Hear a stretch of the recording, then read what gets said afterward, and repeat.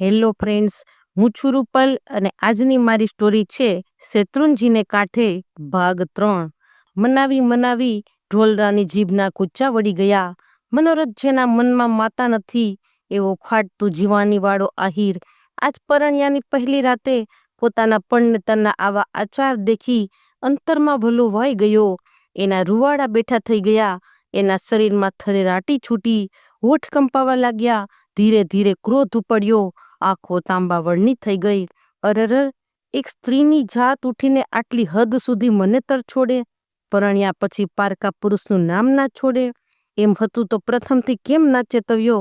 મારી ફજેતી સિદ્ધ બોલાવી મને ટળવળ તો કાં કરી મેલ્યો? ચોટલે ઝાલીને બહાર કાઢું કે અહીં જ કટકા કરી નાખું? થર થર થર આખું અંગ ધ્રુજી ઉઠ્યું, ધગધગતા શબ્દો હોઠે આવીને પાછા વળી ગયા। નાના જીતવા, એમાં એનો શું ગુનો? જન્મનો જે સંગાથી હતો એના પરથી સ્ત્રીનું હેત સી રીતે ખસે? આખો ભવ બાળીને પણ અહીં કુળ મરજાદને કાજે મારા વાસીદા વાળવા જ જે તૈયાર થઈ છે એ શું મારવા લાયક છે કે પૂજવા લાયક? હું ભૂલ્યો, મારા સ્વાર્થે મને ભાન ભૂલાવ્યું, આવી જોગમાયાને મેં દુભાવી। અંતરમાં ઉછળેલું બધું વિષ પી જઈને ઢોલરો બહાર નીકળ્યો, ઓસરીમાં પથારી નાખીને ઊંઘી ગયો। આણંદે આખી રાતનું જાગરણ કર્યું। ભડકતું થાતા તો આણંદે ઘરના કામકાજમાં સૌની સાથે વળગી પડી, છાણના સુંડા ભરી ભરીને ભેળા કરવા માંડી, વાળવા લાગી, તેવડી નણદો સાથે છાસનું વલોણું ઘુમાવા લાગી। સાસુજીએ ઉઠીને નવી વહુને ધૂળ રાખમાં રોડાતી દેખી, અરે દીકરા, આવીને તરત તે કાંઈ વાસીદા હોય? મેલી દે સાવણની, હમણાં તો બેટા તારે ખાવા પીવાના ને હરવા ફરવાના દી કહેવાય। ના ફૂઈ, મને કામ વગર ગોઠે નહીં, 5 દી વહેલું કે મોડું કરવું તો છે જ ને। વહુના હાથ અડ્યા, તે તો જાણે મોતીડા વરસ્યા। સાસુને નણંદ તો હોઠી આંગળા મેલીને ટગર ટગર જોઈ રહી કે કેવી ચતુર વહુ આવી છે, પણ વચ્ચે વચ્ચે વહુના હાથમાં સાવરણીને નેત્રા થંભી જાય છે। વહુને કોઈ બોલાવે તો એ સાંભળતી નથી, આખો જાણે ક્યાં ફાટી રહે છે એ વાતનું ધ્યાન કોઈને નથી રહ્યું। જમવાનું ટાણું થયું, સાસુએ હોંશે હોંશે જુઈના ફૂલ જેવા ચોખા રાંધ્યા છે। વહુ, દીકરા થાકી ગઈ હોઈશ માટે બેસી જા ફળફળતા ચોખા ખાવા। ચોખામાં તપેલી ભરીને ઘી રેડ્યું, દળેલી સાકર છાટી, પણ કોણ જમે? વહુ તો બેઠી બેઠી લવે છે કે અરે રે, ઉના ભોજન તો હું સી રીતે જમું? મારા અંતરમાં દેવરો સૂતો છે, તેની કોમળ કાયા એ ઉના કોડિયાથી દાજી જાય તો? એની વહાલની વિજોગણ એક બાજુથી ખાતી પીતી નથી ને બીજી બાજુ કુળ ધર્મનું જતન કરવાનું ક્યાંય ચૂકતી નથી। પણ દિવસ પછી દિવસ વીતવા લાગ્યા, અંતરના ઉત્પાત સંતાડવા આણંદેને બહુ મથી, તોય એનો ચિત્તભ્રમ ઉઘાડો પડવા લાગ્યો। મોતીની ઈંઢવણી પર ત્રાંબાની હેલ્ય મેલી સૈયરોના સાથમાં પાદરને કૂએ પાણી ભરવા જાય છે, તોય આણંદેની એક પણ હેલ્ય હજી ભરાતી નથી। પાણીમાં જાણે દેવરાનો પડછાયો પડ્યો હોય એવી કલ્પના કરતી કરતી આણંદે ઊભી રહે છે। સિંચણ હાથમાં રહી જાય છે ને એમ દિવસ આથમી જાય।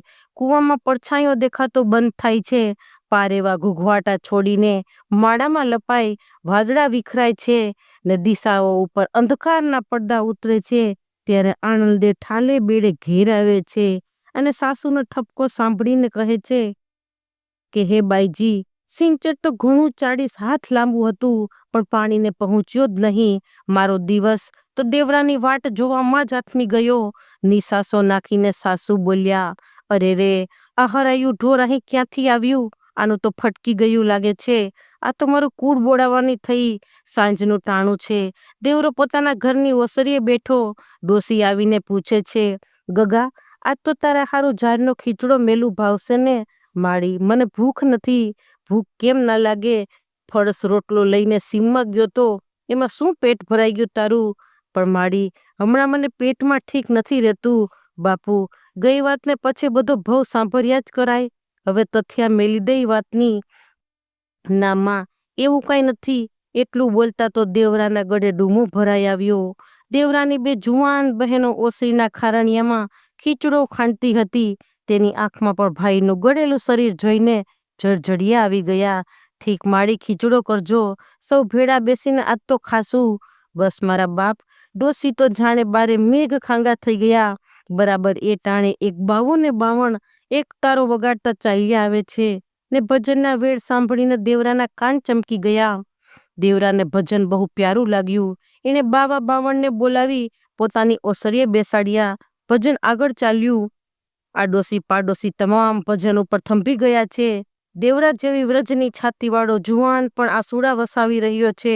ઘરમાં ઘરડી માં રડે છે. ઓસરીમાં 2 જુવાન બહેનો રોવે છે. પાલવડે આંસુડા લૂછતા જાય. તોય નો આવી તું મારી પાસે, ના પડઘા ગાજી રહ્યા છે. તે વખતે વેલ્યની ઘૂઘર માળ રણકી. ડેલીએ જાણે કોઈએ પૂછ્યું કે દેવરા આયરનું ઘર આ કે. પોતાનું નામ બોલતા તરત દેવરો ડેલીએ દોડ્યો. કોઈ પરદેશી પરોણાને દેખીને ઓળખાણ તો નહોતી, છતાં વહાલું સગું આવ્યું હોય તેમ તેને લેવા દોડ્યો. આવો બા આવો, આ ઘર રામધણીનું છે, ઉતરો. ઠેકડો મારીને ગાડા ખેડૂ નીચે ઉતર્યો. 2 જણા ખંભે હાથ દઈને ભેટ્યા. બળદના જોતર છોડી નાખ્યા. મહાદેવના પોઢિયા જેવા, રૂડા ગરુડના ઈંડા જેવા ધોળા અને હરણ જેવા થનગનતા 2 બળદોને અમૂલક ભરત ભરેલી ઝૂલીઓ ઉતારી લઈને દેવરે ગમાણમાં બાંધી દીધા. નાગરવેલ જેવું અષાઢ મહિનાનું લીલું ઘાસ નીર્યું. ગળે ઘૂઘર માળ બાંધેલી. તે બચાવતા 2 બળદ ખડ બટક પડવા માંડ્યા. પછી હિંગોળિયામાં ફાનો પડદો ઊંચો કરીને કંકુની ઢગલીઓ થાતી આવે તેવી પાનીઓવાળી એક જોબનવંતી સ્ત્રી નીચે ઉતરી. વેલ્યાનો ગાડા ખેડૂ મોખરે ચાલ્યો. સ્ત્રીએ પાછળ પગલાં દીધા. અજાણ્યો ગાડા ખેડૂ ઓસરીએ ચડ્યો અને ડોસીએ ટવકો કર્યો. આઈ, આ અમારી બેનને પંખી લ્યો. ચકિત થતા ડોસી બહાર આવ્યા. આ બેન કોણ? પોખડા સેના? આ ગાડા ખેડૂ ક્યાંનો છે? કંઈ સમજાતું નથી. ગાડા ખેડૂએ પોતાની સાથેની સ્ત્રીને કહ્યું, બોન, બાપ સાસુને પગે પડો. યુવતીએ ડોસીના પગમાં માથું ઢાળી દીધું. વગર ઓળખીએ ડોસીએ વાળના લીધા. દેવરાની બંને બહેનો મહેમાનને ઘરમાં લઈ ગઈ અને દેવરો તો ઓસરીએ આવીને ઢોલરા સામે ચક્કર વકર તાકી રહ્યો. ઓળખાણ પડે છે? ઢોલરાએ પૂછ્યું. થોડી તાજા જોયા હોય એવું અણસાર છે. હું ઢોલરો દેવરા. તારું હતું તેને હું ચોરી ગયેલો, તે આજ પાછું દેવા આવ્યો છું. શું ભાઈ, તારું જીવતર, તારી પડનેતર, મારી પડનેતર? હા, તારી પડનેતર. હૈયાના હેતથી તને વરેલી એ તારી પડનેતર. મેં ભૂલથી વેચાણ લીધેલી. વહેવાને હાટડે માનવી વેચાતા મળે છે, પણ માનવીય ફેર છે એની મને જાણ નહોતી દેવરા. આયર ભાઈ, એટલું જ બોલાયું. દેવરાની છાતી ફાટવા લાગી. દેવરા, જરાય અચકાઈશમાં. હું પરણ્યો ત્યાંથી તો એ મારી માં બેન તરીકે રહી છે. કપાળ ઉપર પરસેવાના ટીપા બાજ્યા હતા.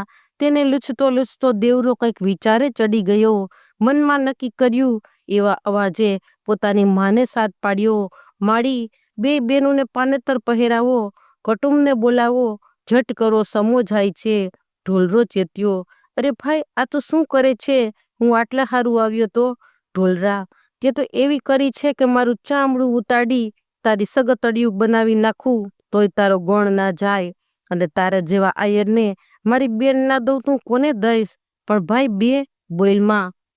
ઢોલરા, ભાઈ, દીકરીઓ તો દેવાય, પણ પોતાની પડનેતરને પાછી આપીને સોંપી દેવી એ તો મોટા જોગ જતીથી નથી બનતું. હું 2 આપું છું તો પણ તારી ઢાલ નહીં ચૂકવું. ઘડિયા લગ્ન લેવાયા. થડોથડ 2 માંડવા નખાયા. એકમાં દેવરો અને આનંદેની જોડી બેઠી. બીજામાં ઢોલરો અને દેવરાની 2 બહેનોની ત્રિપુટી જોડી બેઠી. જોડા જોડ વિવાહ થયા અને પછી તો 5 છોકરાને 6ઠી ડોસી. 6 માનવીના છાતીઓમાં સુખ ક્યાંય સમાતા નથી, છલકાઈ જાય છે. સૌએ સાથે બેસીને જુવારનો ખીચડો ખાધો. તો ફ્રેન્ડ્સ, આ વાર્તાના લેખક શ્રી ઝવેરચંદ મેઘાણી છે અને આ વાર્તા શ્રી સૌરાષ્ટ્રની રસધારમાંથી લેવામાં આવી છે. જો વાર્તા ગમી હોય તો please like, share and subscribe. Thanks for watching.